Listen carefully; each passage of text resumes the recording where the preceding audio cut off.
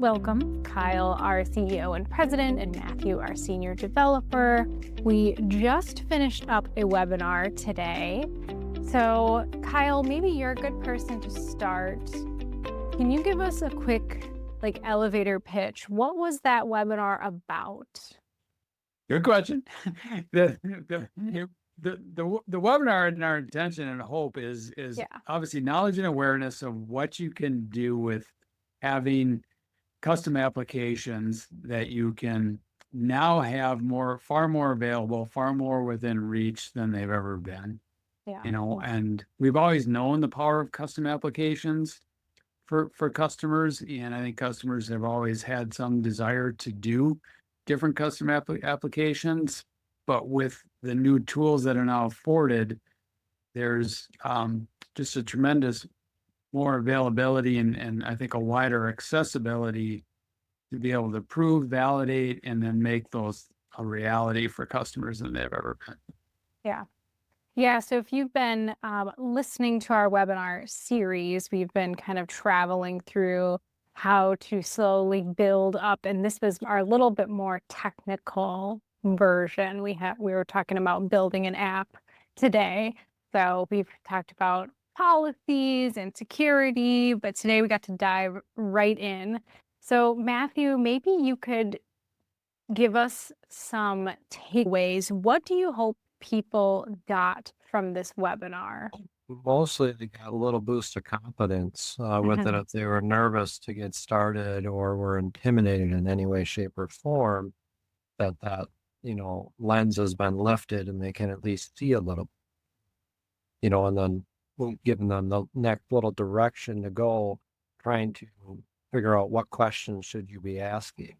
And that's kind of what comes next. So giving them a little bit of a primer and a direction to scoot in in that direction and let them know that we're here.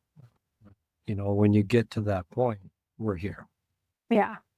Yeah. And that does lead me into my next question, because we talked a lot about, you did a great demo today, all the things that you can do, how you start with the problem, who's owning this, who's maintaining it going forward. But at what point in either scale or complexity do you need to hand this off to a developer or someone who has more experience? Before it goes company wide. Yeah.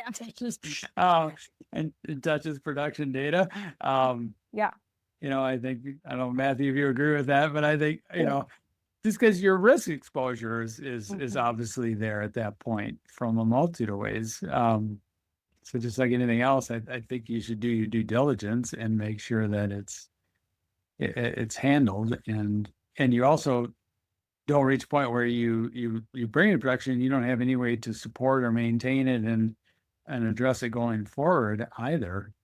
It's just it is as soon as you are using it for outside one person, like Matt said, even if it's departmental layer, you have multiple teams accessing, and it's part of a process or a workflow or an SOP within your company now. There's an impact that you need to understand, and that's a good time to have it validated and know where you're going to place it and support it.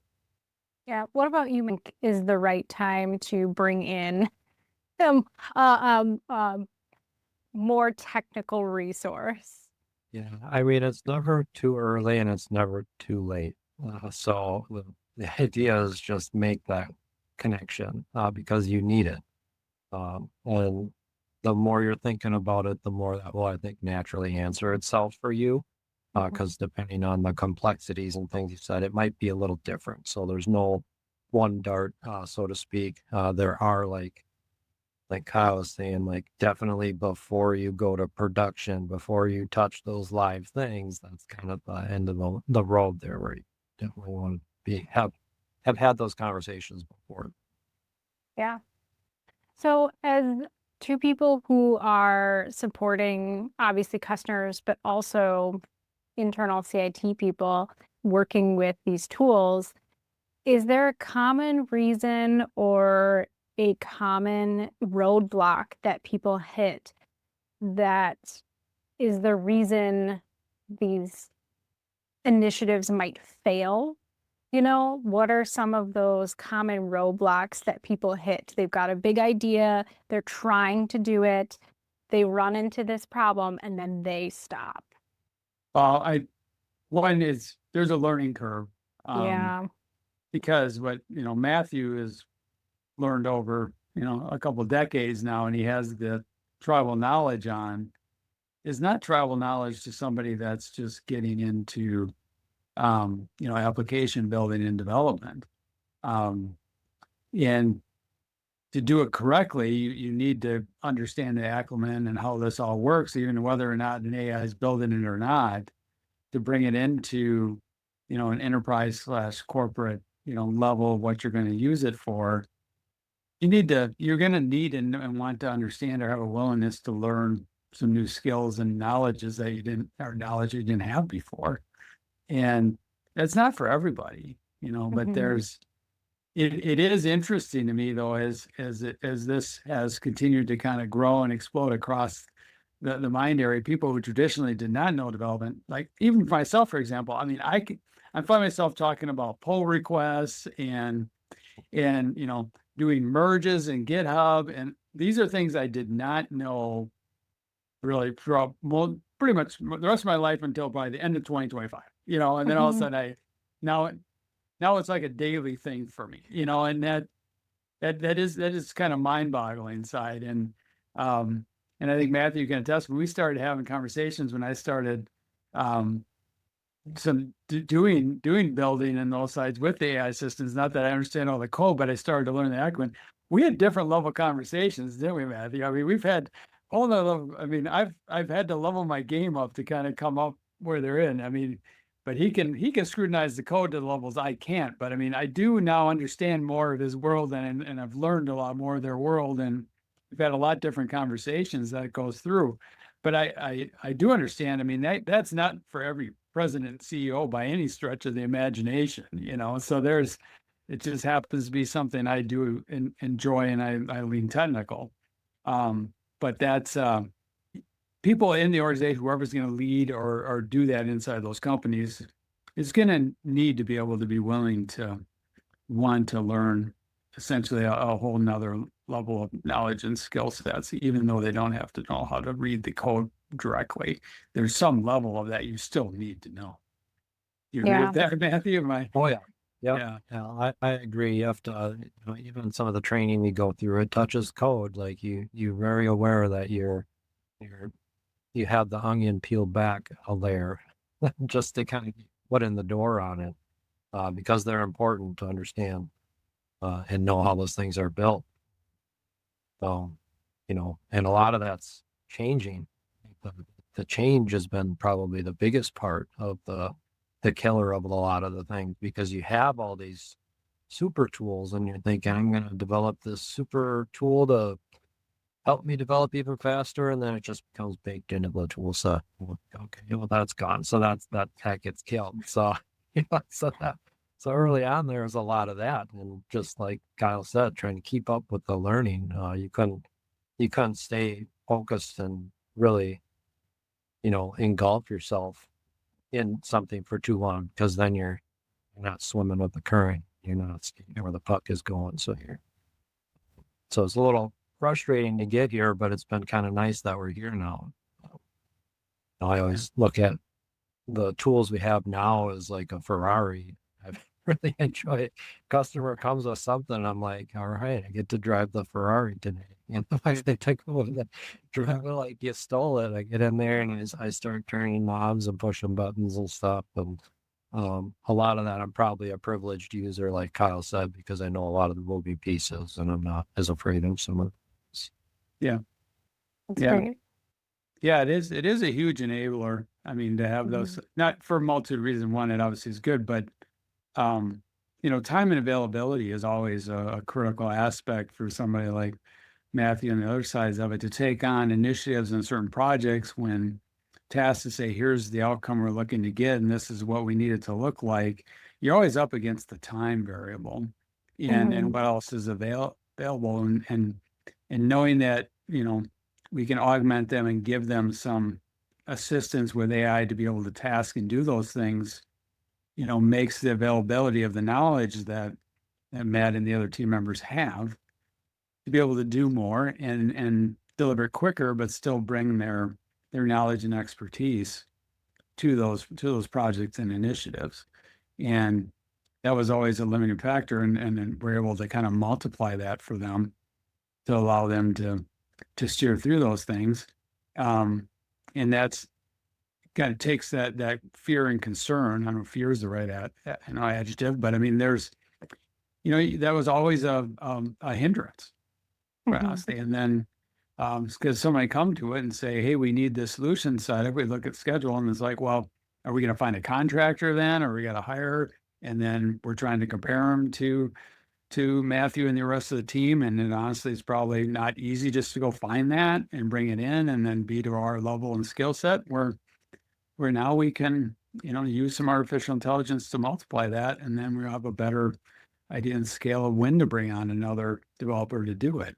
I know there's been a lot of talk around the industry side on it has not necessarily limited developers' jobs have not gone away at organization size. They've seen them add developers, but the amount of what they're producing though is far greater. They are producing updates faster. They're doing more development. They're doing more applications from those key developers. And when they add them, they're just getting more software.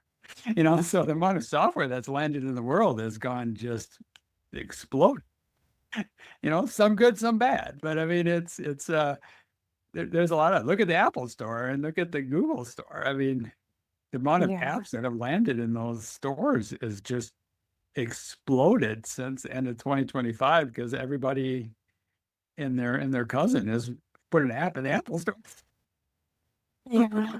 So anyway, it is I think a fantastic assistant and optimizer to bring in, and I'm glad it's again kind of moving beyond I think the initial side to say, well, we don't need developers anymore, and that's certainly proven not to be the case. It's been, I think the other side of it is it makes the good developers are in more demand because when you arm them with these tools, they're actually you're multiplying those good developers by a multitude factor that's everybody just loves.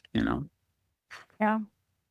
Yeah, I can't tell how many times I've had like troubleshooting an error, and you have this just girth of error logs and stuff, and now you don't even bat an eye because you can just push that through and look for specific things and have that done within seconds rather than spending 5 to 10 minutes scanning, wondering what you missed, getting second eyes on it, thinking harder about it. It's get it done and move on. Yep. But great. Yeah. Yep. Well, to kind of round out our quick discussion here, if we did this same webinar a year from now, what do you think might change about your presentation? Either how you're approaching training or security or compliance. We know the tools will change. Will this webinar even be relevant a year from now? I would say it's definitely going to be relevant. I don't see the change of the person still driving the agent. I think their capabilities obviously are going to be more. The tools are going to be able to do even more or better job than they even do today. And I think you look at the tools like the Claude design and just the ability to what the models can deliver. It's just going to do it faster and better, which again helps you to increase further. But it doesn't take the context of the core knowledge of what needs to be done out of the equation, which is where you still want, whether it's the person writing the app for themselves or person like Matthew that's writing it as a line of business app that you're looking to bring into your business side of it. I think you still want a person making that decision. So I don't think it really changes much other than some more assistance and capabilities. Yeah, I would agree with that. I feel like I don't like looking more than a few months out. Because You don't know, that's like, for sure. I need specialized equipment for that kind of range. But I know it'll be different, to some degree. It'll hopefully shape things for the better. And I know it's been pretty fun so far. So hopefully it keeps going in that direction and keeps enabling us to do better, and even better, and making a difference for a lot of businesses that we the privilege of working. Yeah. Yeah. Perfect. I mean, it's always fun when these new models drop now at this point, or a new capability, because we're all chatting around going, oh, did you try this? Did you try this? It's like a little bit of, we're all kids in a candy store trying to figure out what the new toy just dropped. Let's see what it can do for us and see how we can wield this additional side. But it's, again, it's been such a short period of time. It's kind of a little mind-boggling to think back. We're talking a period of months, but I mean, how much knowledge and information has transpired over that period of time is pretty crazy. I think been doing this for over 35 years, and I don't ever recall where the level of knowledge and skills and just the verbiage and all the other side that is transpiring over such a short period of time. Usually that was like a period of a few years, and it's down to like weeks and months. We're talking like we've been doing this for decades, and it's not decades. Yeah. Things are moving fast, but we some good advice from the webinar today. I think someone mentioned just to start, just to try, just to jump in. And so that's definitely what we recommend. Matthew said that's a very good statement. It's where everybody starts. So it's where I started. It's where I'm sure I'll start. Yeah. So, yeah. Everybody's got to learn on their own. I mean, I think there's an experimentation that people have to be willing to do, because it can augment everybody in a different way. And I don't think a one size fits all. I really haven't seen. We all seem to use it differently, but that's part of I think part of the enjoyable part of the technology too, is just sharing ideas and concepts, and people sharing what they discovered and what they were trying to do. Some successful, some not, but even just hearing people talk about things where Matthew was talking about how he was using, his warp terminal and going through, that stuff I think is just fantastic, because we've all do these little discoveries, but then they kind of, you say, well, I'm going to try some of that. That's a good idea. I didn't think about that angle on it, but then to see what it can do that's also part of it, which is the other part we didn't touch about much today. But I think in organizations, having a forum for your champions internally to share and collaborate on ideas and suggestions and what they've been trying and what they've been doing with AI, what they've discovered, I think is a good thing for organizations to do. I think you should have some kind of regular standing open meeting that people can just connect with others that are experimenting, to share ideas, suggestions, have just people who are curious, just listen in to those that are actively using it so they can try to learn and increase their knowledge and capability as they're trying to discover what this is about. I think you have to plan out some kind of way to give people a conduit to do that. Otherwise, you're just going to send them out to the internet, and they're going to, you could help them by working tighter with their peers and get more value, because the peers will share how it's working in the business that they both share in. And I think that's incredibly powerful, and that returns a lot of dividends for everybody. Yeah. That seems like a great place to wrap all of this together. If you're interested in seeing the full webinar, I will have that link below. But thanks so much, Matthew and Kyle, for joining us. Absolutely. Thanks, everyone. Thank you for joining us today.